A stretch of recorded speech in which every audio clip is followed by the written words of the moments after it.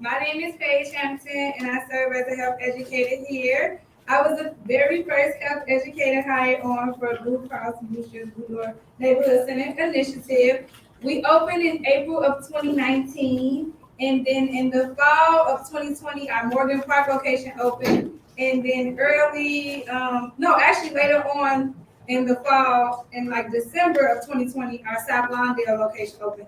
So we have 3 physical locations now. We offer health and wellness to the entire community. You do not have to be a Blue Cross and Blue Shield member to participate in any of our classes and events. We are open Monday through Friday, 9 a.m. to 5 p.m., and virtually from 10 a.m. to 2 p.m. on Saturdays. So, what is the Blue Door Neighborhood Center? I'm going to stop there. How many of you heard of us before today? Okay, so we're Blue Cross and Blue Shield First Community-Based Center. Our goal is to make a positive impact. We do that by offering no-cost health and wellness classes. So, as a health educator, what you may see on our monthly calendar is a diabetes class, a heart disease class, an asthma class. We also bring in community partners because we recognize that we are not experts in anything. So we bring in community partners to provide the community with other health and wellness resources. So we like to focus on some of those social determinants of health. So we have a job club that we host every second and fourth Thursday of the month. We have a fresh farmers market that we host every second Wednesday of the month because we recognize that food access to food is a barrier here in the Pullman and Roseland community. So that is Blue Door Neighborhood Center in a nutshell. Feel free to stop and grab one of our calendars where you all checked in today. If you have any questions after today, feel free to just ask Vanessa and I'll come out and answer any questions that you all have. Thanks for coming. And please spread the word about the Blue Door Neighborhood Center. Thank you.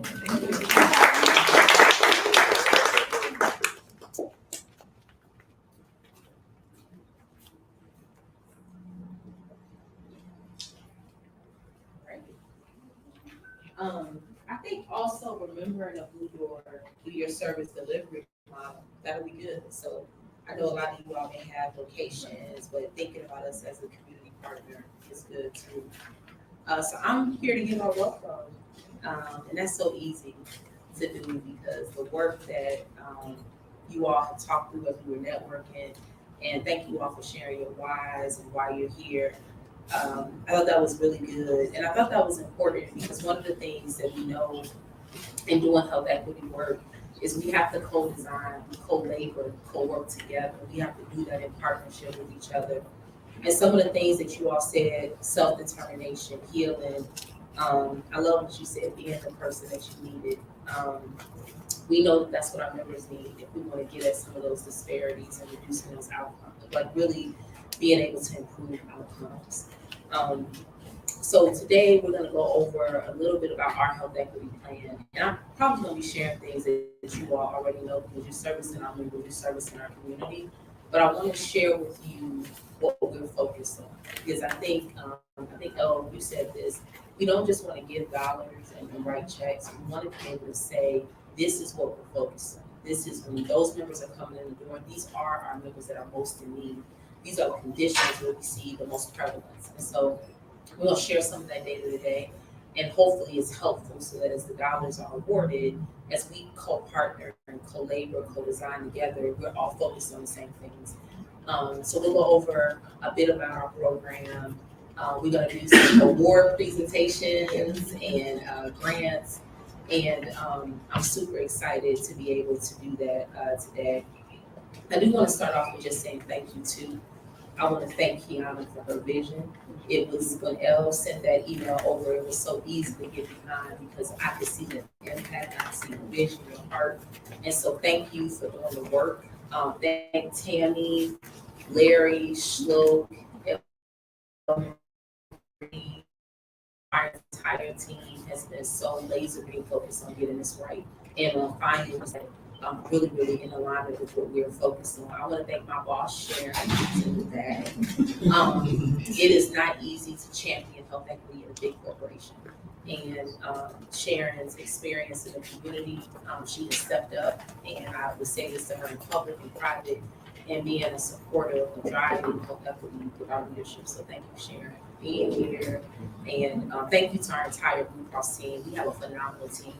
And so much of our team is in the communities with our members. So when something is impacting our members, it's impacting us.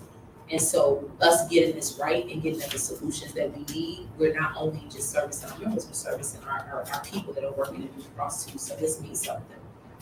So before I get into this slide, I just want to share a quote real quick.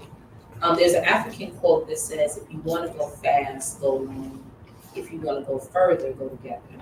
And so these words seem fitting today because we want to go further to reduce disparities in our community. And in order to go further, it requires us to show up every single day with vision, empathy, excellence, and we have to be able to acknowledge, and I want to thank each and every one of you. Thank you. I know y'all are busy. I know you're doing this work right now. So even sitting here, I'm sure you probably got work that's waiting. So I just want to thank you all for showing up and for even being partners with us in a program like this, right? This is not going to be easy, and you already have things that you're doing. And so thank you for taking the time today and to be here and to just be willing to do this work with us. Thank you for bringing your ideas, your creativity. I mean, you saying that you're taking abandoned buildings and making them art spaces, or intergenerational working out, or, restorative justice groups. I was telling Dr. Shiko when I saw her, when Kiana did the intro in February in her YouTube session, and I took so many notes while you were talking, like my hand was hurting. It was just that good. And so I'm so excited that you all are bringing all of that in your energy to really make our members and our communities healthier and happier. So we are so happy to support this work, to share our vision, and really to serve our members in excellence. And so on the other side of this work, one of the things I've learned, one of our partners who's not here today, her name is Jean Drummond. She's helping us design our health equity plan. She always says to us, start with the end in mind. And the end that I see with this is I see kids more healthier and happier with the tools that they need. I see us working out intergenerationally. I see us being able to bring more mental health professionals that reflect the diversity of the members that we're servicing. And so I just want y'all to keep the end in mind on the rough days when it's like, oh my God, Blue Cross, there's no people. I just think about the end, think about the end. And just thank you all so much. I just wanted to say thank you before we get started to the nuts and bolts of this. So when we think about social determinants of health, and I know I hear people sometimes when they're talking about this work saying, if you've been doing this work for a long time, that's like the new name for it. But we've always known that barriers in housing, income inequality, barriers to education, all of those things impact your health, right? And if we're going to really do healthcare, we cannot ignore how much of a factor that those things are in terms of ensuring that our members are healthier. So we're committed to that. And I think that's the first thing. And our commitment in really being able to do that right requires that we acknowledge that we're training our staff on that, we're building programs, policies, procedures. I mean, end to end in our program, this is a focus for us. And so we're going to remain steadfast in that commitment. And one of the things that our data is showing is that we know those communities. The state is talking to us a lot about disproportionately impacted areas, or DIAs. We're talking to Kiana a lot about, where are each of these organizations? You all are strategically in those communities, right? You're in the South and West Side. We're in the South suburbs. Those are areas where we know we have to focus and go deeper. And so our programming, we were very thoughtful and intentional about selecting each partner because we're trying to get at each of those areas that you see up here, right? We're trying to get at how do we create, you were saying like go for a jog on the South Side. And I'm sure we do have members that want to go on the job, but those communities aren't safe, right? You know what I mean? So we have to be able to teach skills, but also acknowledge the context of what we're dealing with. So I think that the programming, the services, everything that you're talking about, like having generations of people working, I just keep that in my head because that gets at, us just being able to have whole, healthier lives. I'm gonna study or something. I can see it all. What we want to be able to do, you'll see our plan in the next couple of minutes, is we created a structural and social plan. And so the goal of that, when we share our top 5 conditions, we can probably go to the next slide. This is just an overview of what our SDOH areas are, what we're committed to. But these are the 5 areas that it is hard to see on the screen. We'll make sure that we share the deck too so everyone can see it. But the top 5 conditions that we're going after are these that are here on the screen. This is exactly what you were talking about, as the diabetes, asthma, hypertension, behavioral, maternal and child health. Those are the areas that we know we have the most disparities in, and we have to reduce and improve outcomes, right? And what we want to be able to do in this program is reduce those disparities. So we want you all to know, like for example, with diabetes, we're going after males that are 40 and 60. So if you got somebody signed up for the Fit for Life campaign, and that they're 40 and 60, I look like we'll talk about data collection a little bit, but I want to know that, right? We want to be able to know if you're getting at our target population. When we think about asthma, members that are 20 to 30 years old, those are the members. And the reason that these members are important is because they have the highest cost. They have the highest cost, which signifies they have the highest need. So we're starting here because we know, and when we stratify that by race and ethnicity, unfortunately, Black and brown, those are the individuals that are coming up, right? Those are the focus areas. We look at our HEDIS and our immunization gaps. Our members that we have most gaps are Black and Black boys and girls between the ages of 1 and 2. And that's the pandemic, right? That's us knowing not being able to access those services. And so we want you all to know that data. We'll keep these conversations going, but these 5 conditions are the most important for us. These zip codes are the most important. Most of them you will probably recognize, right? 60619, 60620. Those are the communities that we know we have not only higher costs and higher need, but also those are the communities where you see the intersection of violence, you see that those things interplaying with each other. And so that's no mistake, right? We know that the reason that we have disparities is because we're dealing with structural racism. We're dealing with communities that we're not invested in. We're dealing with communities that quite often sometimes have blighted areas. And so what we have to do, that doesn't mean we can't do the work though, right? That doesn't mean that we can't focus and we can't pour our resources, our energy, and time, and you all are already doing that. And we just want to partner and join you in that. So these 5 conditions, these zip codes, these target populations are really important. And as you do the work, we want you to keep these in mind. All right, go to the next slide. Okay, so our program and our purpose. So the first thing we want to do is create a meaningful partnership that's through our business enterprise program. Our BEP program, I talked a little bit about this at the Legacy Awards, but it was so much fun going on there. I'm sure everybody but the BEP program really is the state of Illinois' way of ensuring that dollars in the healthcare system are spent with businesses that are owned by minorities, by women, and by persons with disability. And the whole premise of that program is equity, right? We know that sometimes when these contracts, government contracts, and it doesn't just exist in healthcare, it exists in construction, really any state program, it's really important to have equity. And Illinois is the only state that does this. I used to work in DC, very similar requirement. It's about bringing businesses and make sure those dollars and contracts are being awarded fairly. So that's what's funding this program.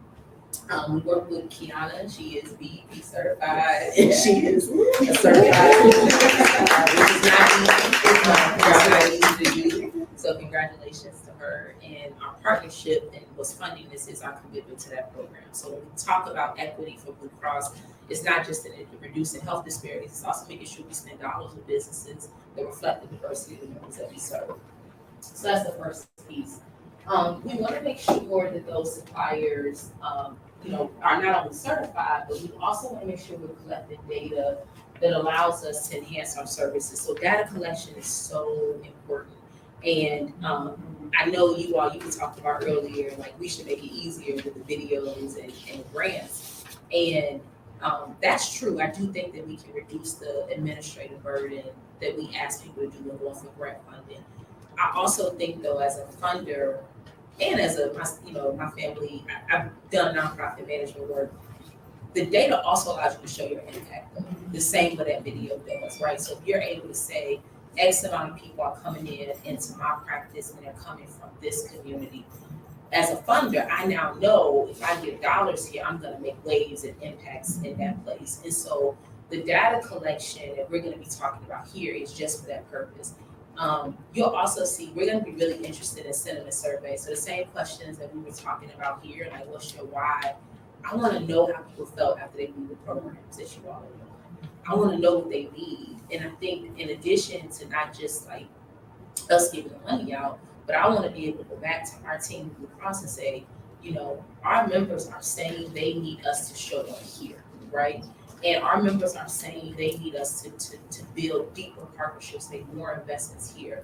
So I hope that the data that we're looking to collect, it helps you all understand, we understand how we can further develop the design, impact, and create meaningful solutions. And the last thing that this is not last, this should have been first. But our CEO talks about all the time, delighting our members, right? And I manage our transportation program, and you all know transportation can be very challenging. And when I look at our member grievances, one of the things our members will say is, Blue Cross showed up and they were late, or Blue Cross doesn't have vans, we have partners, right? But our members, that's rude. Y'all said this, you said, the van was dirty. So it's not all like that. Sometimes we have it's mostly positive. But my point is, we're partners, right? When members come in, they're that card, that name, it means something to them. And so we want them to be highly satisfied with these programs. I could tell by the Fit for Life pictures this weekend, everybody there was having a good time. Like when I looked at them, I see the exercising, but that's the feeling that we want our members to have. We want them to be delighted. Our mission is to stand by our members in sickness and in health. And so the health part is what we're trying to do more of, right? And so when they're coming in and they're getting services, and I'm looking forward to how you all get at that. It may be that you delight members by designing. When my non-Blue Cross work, I work for a nonprofit that's focused on building girls, but one of the things we talked about is youth-led solutions, right? So you may get at delighting our members by giving their voices an opportunity to design programs, by giving them an opportunity to and that's one of the things, our program gets better when we incorporate our members' feedback. So as you're doing the work, you may have a member that says, well, I want to do salsa, right? So can you bring the salsa in? So get at delighting by infusing our members' feedback and their perspective. And then we want to have great performance, right? So we want to make sure that as you all are at this program, we want to make sure we're working with really high quality partners, which I'm not even worried about that. I know that we are already there. So those are just some of the things, our program and our purpose. I think that's it for me, right? The transition to us. Yeah, exactly. But thank you all. I'm looking forward to this and looking forward to the impact that we'll have together. Right. This is a partnership between WDB. If we go to the next slide. Oh, yes. Well, Yeah. of course. Kiana is a force. She is so incredibly talented. That's how I feel about her personally. But WDB, and the thing about Kiana, which is so great, is that she already had a vision for this work. She already had a vision for legacy. I remember when she walked through the acronym for Legacy Awards, I was like, what you mean? What do you mean? But each year, I think this year was the 5th year, Yes. right? So the 5th year of the Legacy Awards. And the history of why she founded WDB, she lost a sibling to gun violence. I've lost a sibling to gun violence. And so I think there was a lot of synergy in being able to take that kind of pain and turn it into purpose. And so I'm so proud of the work with WDB. They are BEP certified. The Legacy Awards already celebrated Black entrepreneurship and businesses that were owned by African Americans in our community. And so I think the alignment between a lot of the disparities that we're talking about, particularly on the South Side, that was just a no-brainer, right? And so when we talked about funding the Legacy Awards, I remember telling Elma Reed, we don't just want to fund the table. Like let's go. And so just the thank you, Elle, for bringing that idea forward and aligning it to what the Legacy Award is already doing. So this purpose of this grant is to really be able to get at improving health outcomes. Kiana's going to be administering the grant. Her and my team have been meeting every single week religiously. And her and James always show up in excellence. But there's some data collection, some monthly reporting, but the administration of the grant will be with WDB. And so they will be kind of like our face, our partners, and working with each of you, which I think is already a natural fit because she does that work already. We want you all to get BB certified too.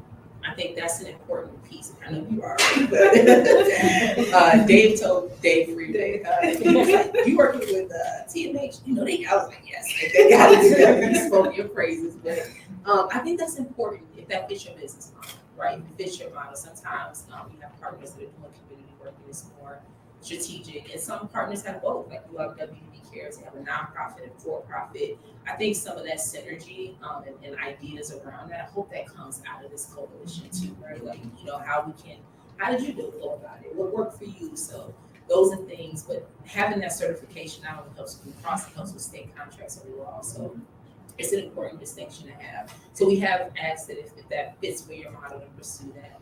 And the whole goal is we want to reduce disparities of the top conditions that you all saw on that screen. We want to make those outcomes better, right? We want to see lower instances of asthma and diabetes and hypertension in our communities and get at doing that work better. So excited about partnering with Kiana. She is our face and lead of this, and her and her team, I have no doubt, will do a phenomenal job.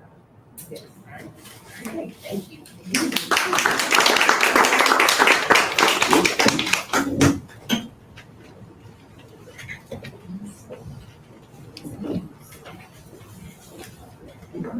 We have the presentation part, the exciting part. Well, everything is exciting, I'm sorry. But you are excited. So first, I know we and James are going to go kind of just talk about it a little bit. Just again, thank you to Blue Cross Blue Shield of Illinois. I try to say the whole brand. I try to make sure we get everything right. We just really are appreciative for you all believing in this partnership and really spearheading and creating something that's a really newer concept. So we are really appreciative to be here at this point and to be able to select and identify such amazing people who are, again, already doing the work that we can give funds to help just fuel that work. So I am excited to be at this point. Like you said, we have been working on it. I agree, and it's just to everybody, the BEP certification is a great thing to get. It's a process, but it opens you up to even more. So I appreciate that challenge for us, for WDB, because it's going to help expand us as a business as a whole. So it's a little bit of work, but it's definitely worth it. But yeah, I am excited to be here. Like I said, we've been working on this for the last few months. If you haven't noticed, the name of the campaign is Our Health, Our Legacy. So we're tying it back to the Legacy Awards, and it's just funny, like God gave me this idea about a year ago, and I said, I want to change our mission specifically for the WDB Care side, and I want to make sure that includes healthier communities. And I didn't know what that looked like, but I know being an entrepreneur, and I'm sure James can attest to this, and all of us here, when you work 15, 16, 17 years, sometimes you throw your own personal care, you throw a lot of your own health, you have bad habits. And I said, I'm a proponent of entrepreneurship. People salute me all the time and say, hey, Kia, I'm so proud of you. And I know I'm so hard driving. And I just had to kind of correct myself and say, but if I'm not here to help build this community, because I didn't throw myself into an early grave, or I get hypertension early, I get diabetes early, it's not going to be worth it. I'm not going to really be able to completely live out my legacy.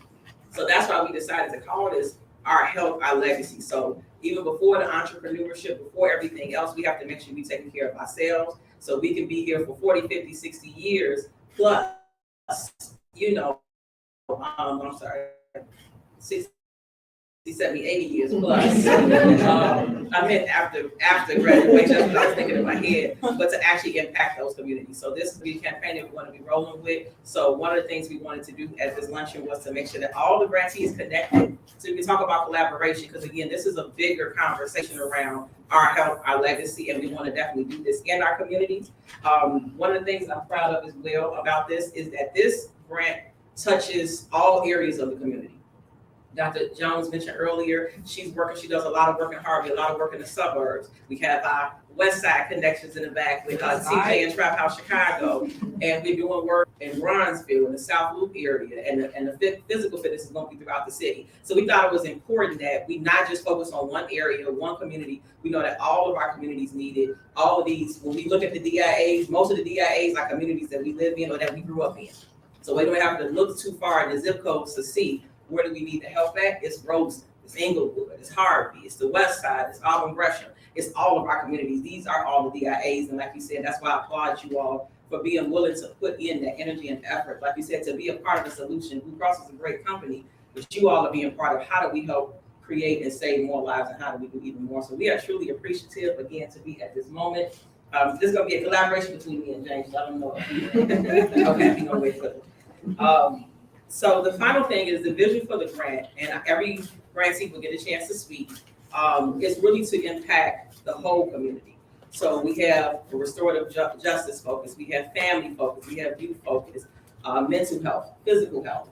We'll be doing peace circles. We're actually going to be doing a citywide fitness challenge that has a whole health portal that you can log into, where you can track your health and wellness. We're going to be having conversations around mental health, physical health. So the whole thing is to be holistic and to reach as many people as possible. So again, the reason why we started this today, this is officially the kickoff. I want everybody to get excited. It's more than just the money. It's the energy and the opportunity and the resources and the talent that's in this room. The talent in this room, even if we didn't have any extra money, could move so many communities forward and change so many different things. So that's the reason why we decided to actually have this luncheon and say, we don't want to just do it, everybody move in silo. We want to bring it together. We want to talk about this bigger vision and this bigger collection of us all coming together. So with that being said, we are going to start announcing the recipients. So we have 4 grantees, and the last one is actually a collaboration effort. And I'm going to briefly talk about you all, but I'm gonna let you all come up here and talk about yourself and your actual vision for this grant, and then we're gonna get to celebrating. So first up, I'm not gonna formally read it, but I'll read a little bit, is Dr. Shaniqua Jones of Purple Pathway Consulting. So Purple Path is a for-profit organization founded in restorative justice and restorative practice principles. She strives to support youth and families, educators, and the community at large with consulting education, training, and virtual healing spacing. She's cultivated a journey that fosters wholeness and prosperity for the entire community. She has motivational signature talks, consulting, training, and wraparound services for youth and families. And we are excited to award them with this grant today. More than anything, I have to speak on Dr. Jones and say she is a beacon of light. Somebody mentioned earlier, she is always educating. She is always dropping tools and knowledge and always being that positive force.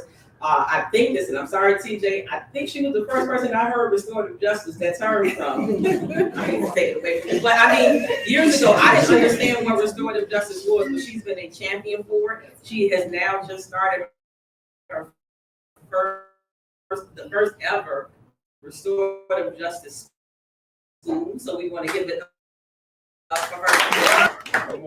Dr. Shaniqua Jones. Keep it up. Yeah.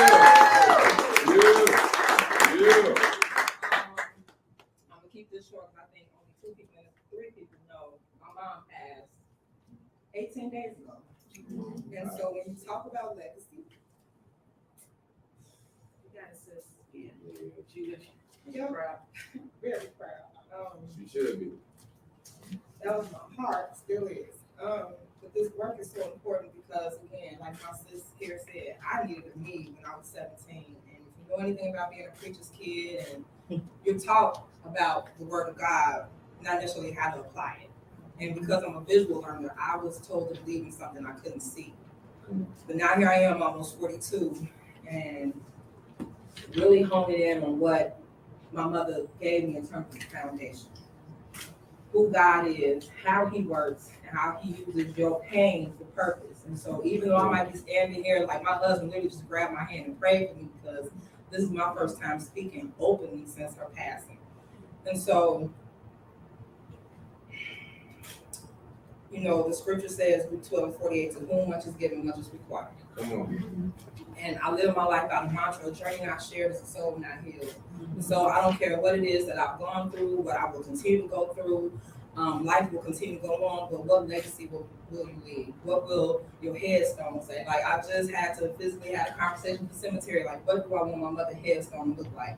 and I want to make sure my heads don't look the same. So God bless Come everyone. on. Thank you.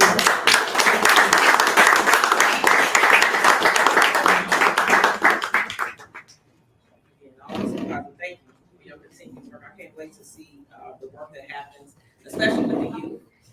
It's time. Let's go. Okay. Next up, we might have to do something about this one, this gentleman. Mr. Sadiq Muhammad, Chicago Fit for Life. I've been knowing Sadiq actually for over 20 years. So I witnessed him when he first started his fitness company. And I'm proud to see how much he's grown and impacted. One, he makes fitness fun. And we all know I got to try, but nobody wants to feel like working out. So when you have somebody that makes it fun and makes it interactive, and actually, I love the common sense way that he educates people on health. And he really makes you think about some of those small decisions that you're making that could really change your life. And I've seen him grow his business to the point that he's done some of the largest boot camps not even in the city or in the country, but in the world. He had over 400 people come out to a boot camp in London. He broke the Guinness World Record for the largest active boot camp in the city of Chicago with Chicago Sky. That was he brought out thousands to his boot camps and been responsible for, I don't know, I'll let him tell you how many pounds, but I'm just proud to see how much of a proponent he is for health. And again, how many people that he helps identify it in an easier way to understand those small things that we do and the small decisions that we make in our lifestyle can make all the difference in the world. I'll end on this note. I was looking at his bio the other day and I saw he wrote a book, Nobody Runs in Your Family. And I guess that's why we have the lost weight that we need to do. So, again, Mr. Sadiq Muhammad, we are proud to give you this award. It will go towards a lot of things, not only boot camps, but also,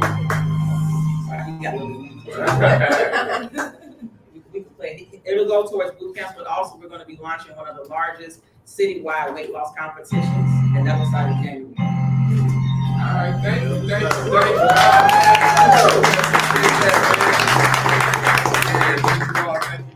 I really appreciate it. Since you gave a scripture, I'm gonna give one of mine that I give whenever I talk to people. Because the biggest thing is, why do we need to lose weight? Why do we need to exercise? And I always reference Matthew 7:14, because God really encourages us to do this. It says, "The gates to heaven are narrow gates." So if we want to make sure that we fit in, we're gonna have to turn to the side. I didn't write the scripture. That's what he said. I had nothing to do with that. So we're gonna all get in there one way or the other. But yeah, I want to thank you, Anna. I really, really appreciate this. The exercise class that we've been doing, it's been amazing. It's been fun, exciting. I try to always make it fun. A lot of people may be intimidated when they come out. They always have a great time. My mother, we have health problems in my family. And my mother was like, she said, man, look, you're helping all of these people. You got to help your mom. She said, I'm working out every day, 2 hours a day, and I'm not losing any weight. And I said, Mom, you want to know something? If you're working out 2 hours a day, not losing weight, I'm going to come to the gym. I'm going to help you.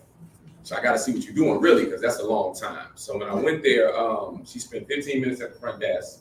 She was in the locker room another 30 minutes. She talked to her friends about it. I said, stop telling me you're working out 2 hours a day, Mom. So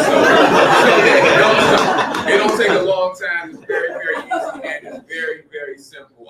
And I'll give you guys one of the exercises that I give people, because everybody want to exercise, but they really just want to lose their stomach. So they don't really care about all the other stuff. So everybody wants to exercise. So since I got y'all all here, I'll give you guys some of the things that we're going to be doing when we do the weight loss challenge. It's very simple. When you can sit in your chair, you don't have to stand up. So we're going to have everybody just sit back in their chair. Just sit back in your chair. Everybody look good. You're not going to break out into a sweat.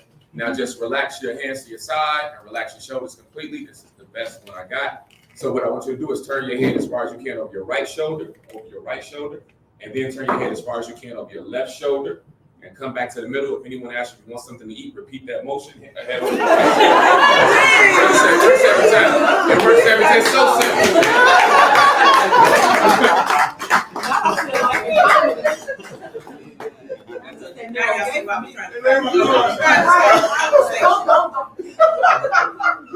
I'll stretch mine. Some people, it's your first time doing it.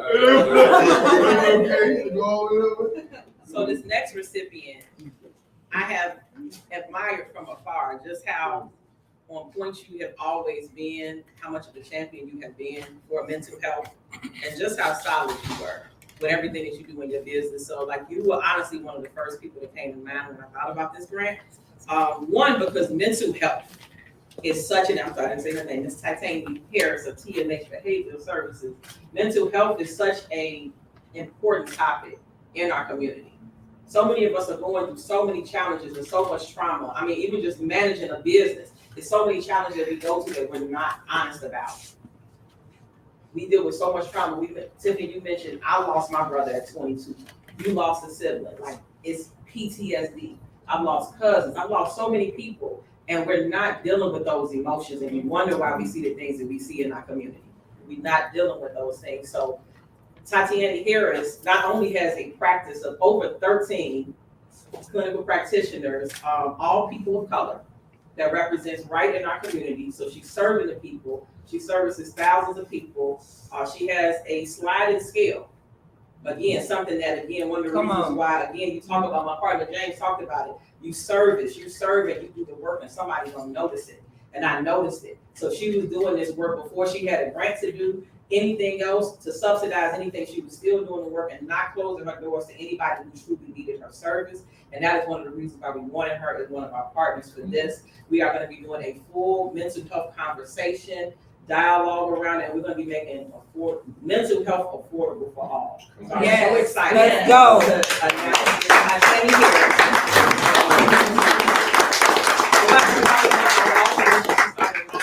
the Man Cave, Man Cave, that talks about mental health for Black men and Teen Talk for mental health for youth. So she's championing on all sides. So we are so excited.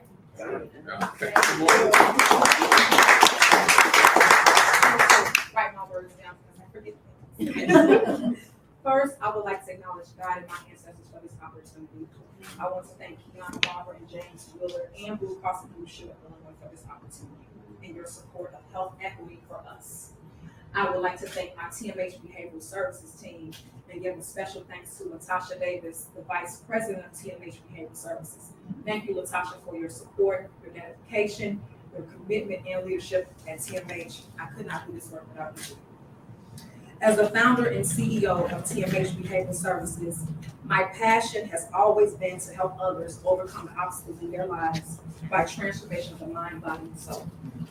As we continue to grow and expand, this grant will allow us to recruit and hire additional therapists, provide additional services such as free workshops, group therapy, and community events. Also update our current technology and also to provide more efficient services. At the end of the day, representation matters. And this grant is so much bigger than TMH Behavioral Services. It's bigger than me. It's about all the little Black girls who will come behind me and for my community at large. Thank you.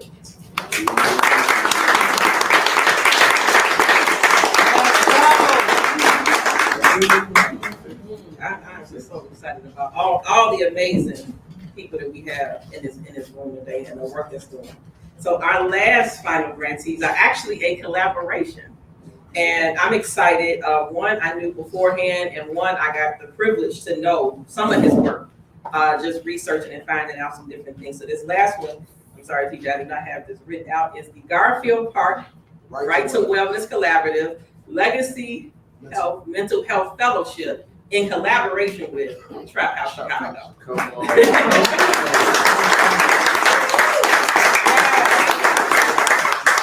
And what that is, so this is a collaborative project. So the Garfield Rite to Wellness Project is a West Side initiative that they're doing right now to just redevelop and redefine what the West Side looks like. So whether that's commercial property, real estate, they're investing. They were behind the skating rink that came to the West Side. They're working on so many great things that I'm privy to. They're working on incubators and food and getting rid of the food desert. So they're doing so much to literally redefine the entire West Side community. I know they have a focus on the Madison area, but they're just really working and doing work on the West Side. So what this collaborative looks like is an umbrella up underneath those two. We have the TJ Crawford, who is doing the Legacy Fellowship, and that's to specifically target Black male practitioners and get them to work in communities that look like them. So they're working to get Black male practitioners on the west side, and this is gonna be in collaboration with Trap House Chicago, which actually has a space on the west side right now. And Trap House Chicago, for those who don't know,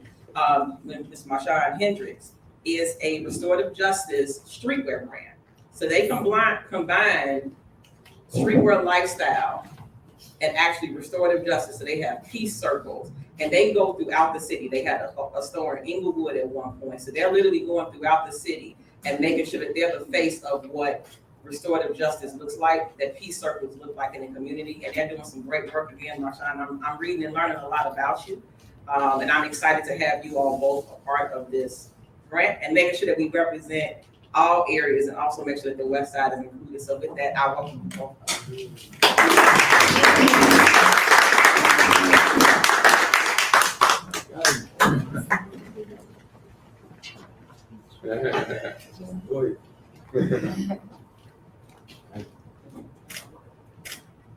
You want to speak first? All right, first on the piece.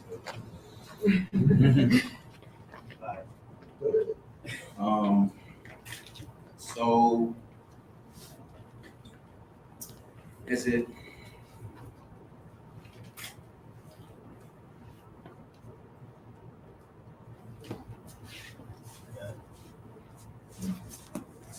as a restorative justice practitioner, I made a lot of money, big independent contracts.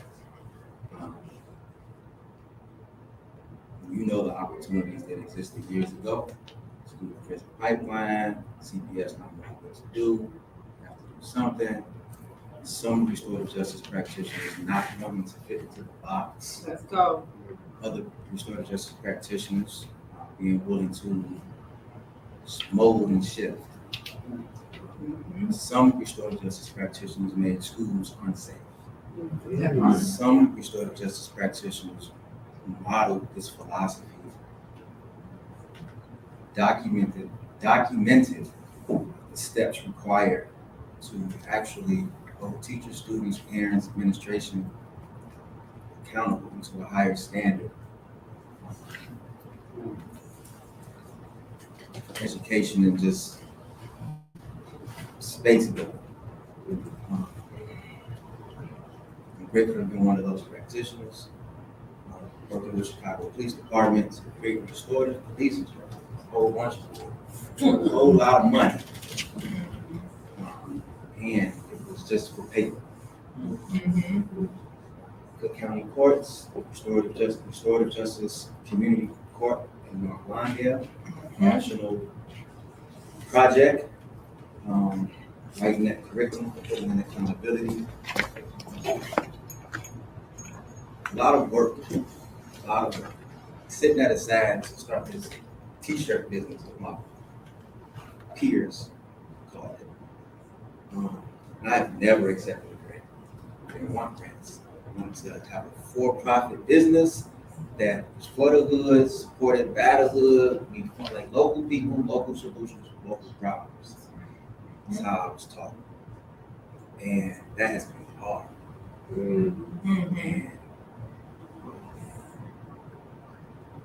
finding these spaces that the rent cheap because the bathroom, rent cheap because it's in the hood.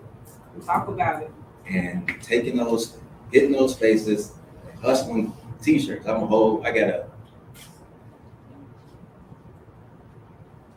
trading in a life, moving out of Hyde Park to sell t-shirts with a message and a meaning on it, to save that money to open up stores, so that I can take my deck, which is for service providers, and just make it culturally for the guys. To partner with global streetwear brands that I looked up to for years, and now partners with mentors. Long story short, it's been a long journey. It's just the beginning. This ain't the first grant that we about to get. It's about to be a whole bunch more. And I'm grateful God is pleased.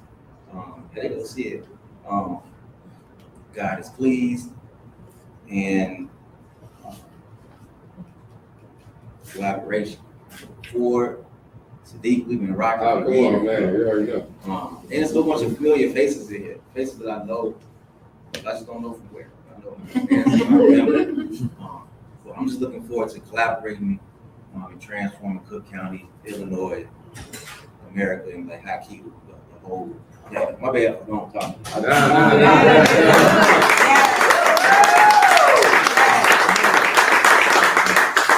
So I'm not gonna say a lot, my brother said most of it. But we're just happy, as I said before, to be here, happy to be in collaboration, happy to be able to take the gifts and opportunities that God has given us and use it in a way that just plugs in. We know that we are not the arbiters of anything that we do, but we do know that we are taking intentional steps to plug in and move the spirit to live out our best lives, to be our best selves, and be perfected through processes, even though we know that we are far from perfect. So we are excited, determined, and purposed in this work. Thanks, Brianna, for thinking about us and what we're doing.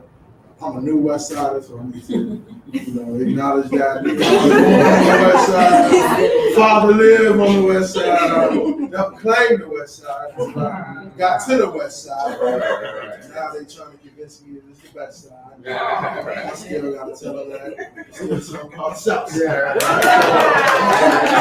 I said that I'm the real Invest Southwest, right? And we're going to continue to grow, and build. So I'm excited about being able to work with you all to be a partner in a real way. I think that we have a wonderful opportunity to model something that will change individual lives, to build systems, because we're connected to an international system, national system. Blue Cross Blue Shield is just national. And I know y'all got somebody that's in the but that will, bring healing and well-being to folks where we need it most. Which is part of why this partnership that we are investing in Garfield Park. 3 years ago, the life expectancy gap between people living in West Garfield Park was 16 years less than people who live in the West Loop. Today, it's improved a little bit to where it's 13 years less. But we asked the question currently, what would it look like if you had 13 more years to live your life? And what does it look like to center communities around authentic Black culture? We recognize that the expression of who we are has never been truly who we are, but left to be determined by others. And it is our part to break through out of boxes that folks try to contain us in, to live out loud and proud, to reclaim, to build upon a legacy that has really been the foundation through our Creator, the lifestyle and the world that we live in today. So thank you again, and we're excited about the work. Let's get to it.